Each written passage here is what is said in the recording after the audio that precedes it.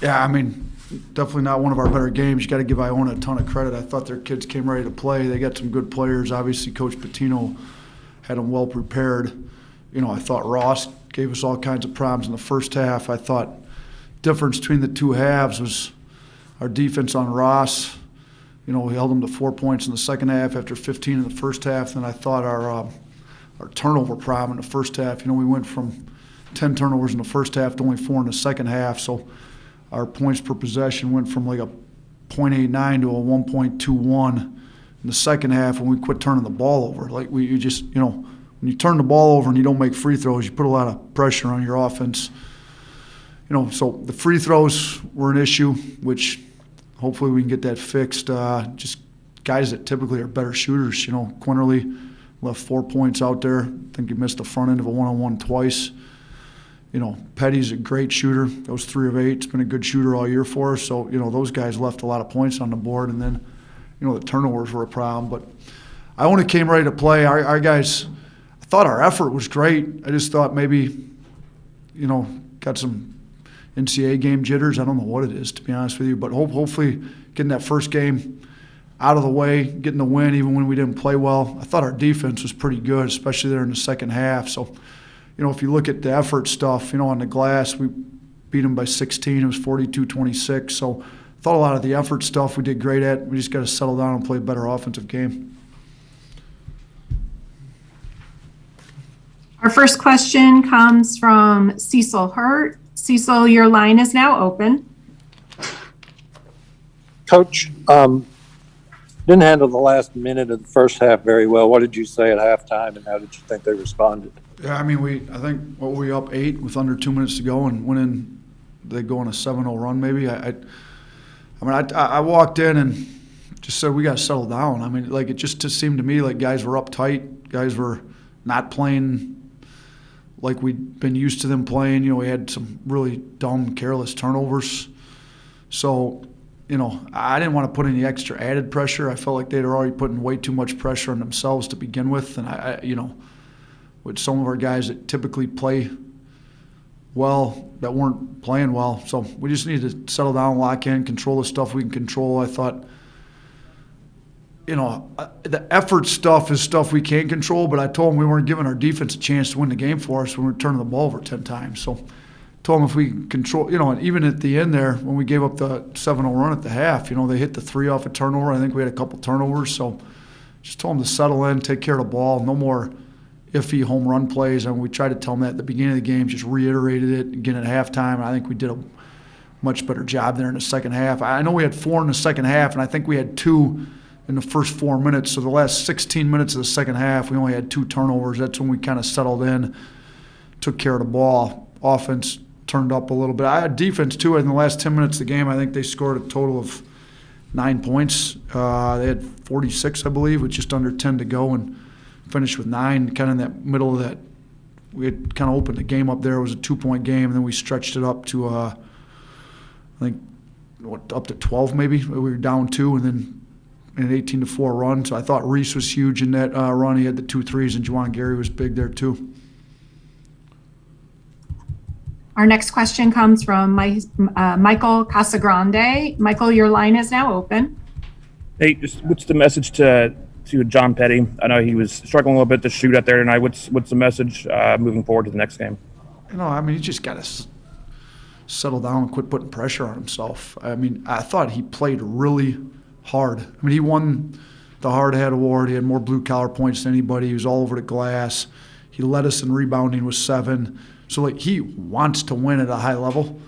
You look at, he did a great job on Gist when we needed him to come in and guard Gist, but he's a really talented, skilled offensive player. Just let the offense come. So, I don't know what the deal was at the free throw line, but he's a lot better shooter than that. Even from 3, he's 1 for 5. I thought he shied away from maybe, he didn't take, did he take a 3 in the second half? Was he 1 for 5 at the half, I think maybe? Yeah, I don't think he took one in the second half, but he was aggressive, got downhill, got some easy ones, got out in transition off some stops. So he's still, probably one of his worst shooting games when you take 3s and free throws together, and he still ended up with double-digit points. So he played really hard, did what we needed to win, and let's move on to the next game. Play a lot better in the next game. Our next question comes from Tyler Martin. Tyler, your line is now open. Hey, Coach. Herb said he would have given the grade for this win a C. As a former teacher, is that where it would be on your scale? What would you give the grade?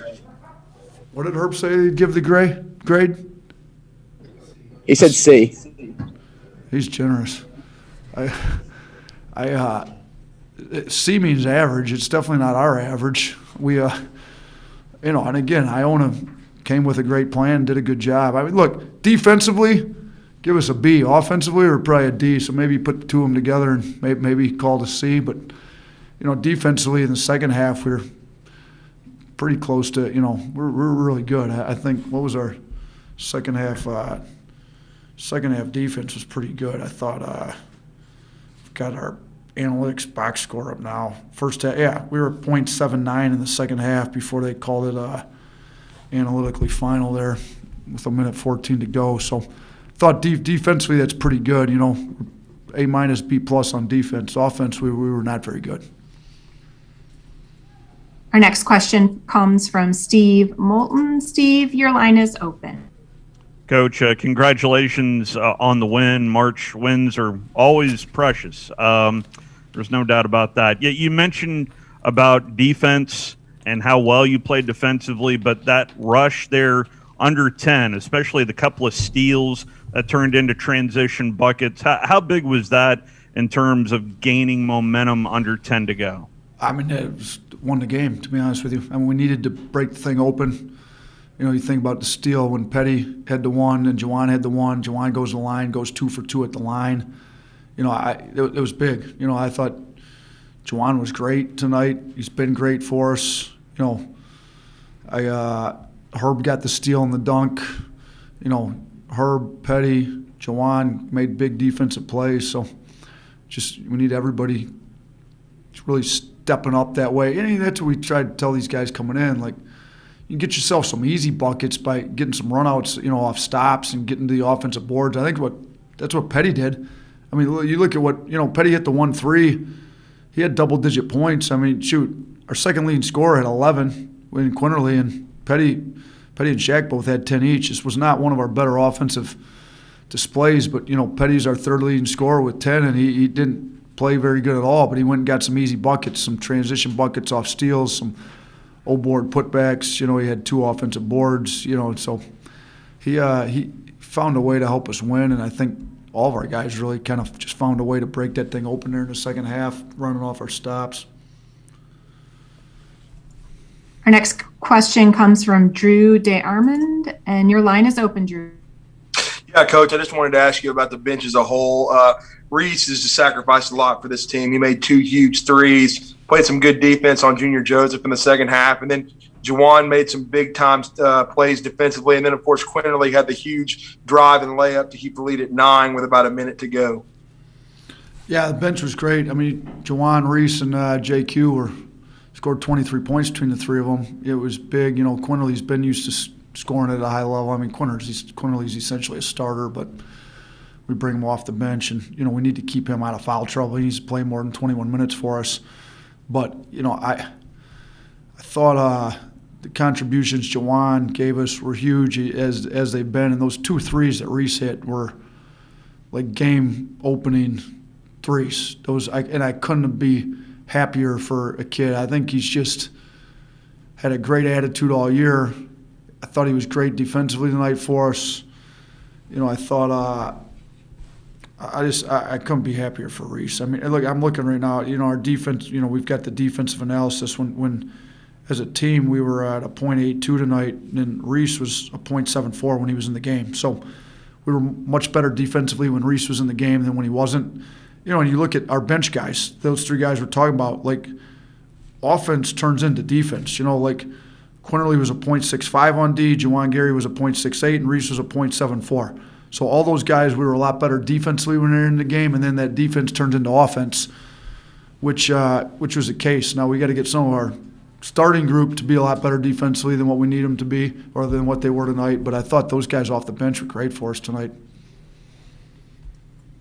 Our last question comes from Kevin McCaskill. Kevin, your line is now open. Kevin McCaskill Jr., FP Sports, out of Springfield, Massachusetts. How has Herbert Jones impacted your program the past 2 seasons? I mean, Herb's kind of the lifeline of our program, to be honest with you. I mean, him and Petty are 2 senior leaders. He's the SEC Player of the Year and Defensive Player of the Year. It's happened 3 times in the history of the SEC. So that speaks to the respect that he's got from the media and the coaches in the SEC. You know, he does all the little stuff we need him to do to win. He did all the little stuff last year. You know, he had his left hand in a cast, pulls down 17 rebounds in a big win against LSU. You know, he just shows up to work every day. He shows up to play hard. He shows up and makes winning plays every day. You know, now in this game, biggest game of, you know, essentially these guys' careers, we put ourselves in a great spot with a 2 seed to, you know, come out and make a run. And, you know, we're struggling, and he puts us on his back and, you know, kind of carries us. He has 20 and 6 tonight. You know, he got to the rim. He's the only guy that went 100% at the free throw line. He goes 4 for 4. So I thought he was really locked in. You know, his leadership's been great. The culture's changed a lot in the 2 years we've been there. You know, he's been at the heart of that culture change, and I just, you know, you can't sing his praises enough. Coach, that's it. Congratulations. Best of luck in the next round. Thanks for joining us. Appreciate it. Thanks.